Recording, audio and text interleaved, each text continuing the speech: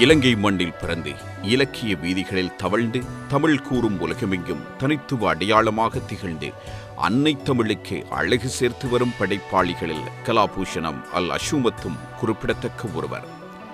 கவிஞர், எழுத்தாளர், பேச்சாளர், சிந்தனையாளர், தமிழறிஞர் என பன்முகம் கொண்ட இவரை மலையகமண் ஈன்றெடுத்த எழுத்து மரகதம் என்று சொன்னால் மிக இல்லை. இலங்கை ஒலிபரப்பு கூட்டுத்தாபன முஸ்லிம் சேவையில் 4 வருடங்களுக்கு மேலாக கவிதை சரம் நிகழ்ச்சியை நடாத்தி வந்தார். இவரது இந்த நிகழ்ச்சி பல கவிஞர்களுக்கு வழிகாட்டியாக அமைந்தது. தொலைக்காட்சி, வானொலி, மேடை கவி அரங்குகள் பலவற்றில் தலைமை வகித்த அனுபவம் மிக்கவர்.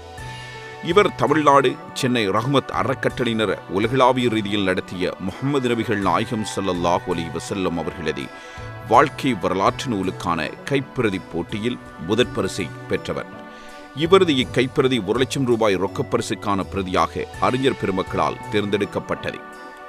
தேர்ந்த மரபு கவிஞரான இவர் புது கவிதையினூடாகவும் தனது புலமையை நிரூபித்தவர்.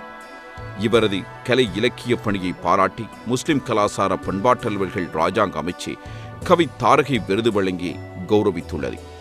இவர் இலங்கை முஸ்லிம் கலைஞர் முன்னணியினரால் 2008 இலக்கிய சாகரம் பட்டம் வழங்கியும் கௌரவிக்கப்பட்டுள்ளார்.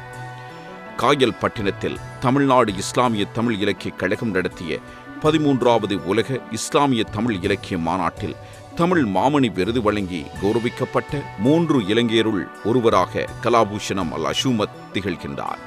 புலரா பொழுதுகள் குறுங்காவியத்துக்காக முஸ்லிம் எழுத்தாளர் தேசிய கவுன்சில் விருதினை பெற்றதோடு இவரது வெள்ளைமரம் சிறுகதை நூல் 2002ஆம் ஆண்டு இலங்கை அரசின் தேசிய சாகித்ய மண்டல விருதினை பெற்றுள்ளது.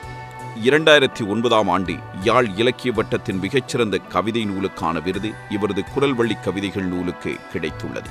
சிரித்திரன் சுந்தர் நினைவு விருது, தமிழியல் விருது போன்றவற்றையும் இவர் பெற்றுள்ளார். இலங்கையின் இலக்கிய வளர்ச்சிக்கு பல்வேறு வகையில் பங்களிப்பு செய்து வரும் கலாபூஷணம் அல் அஷூமத்தின் இலக்கியப் பணி மேலும் தொடர தூவானம் வாழ்த்துக்களை தூவுகின்றது.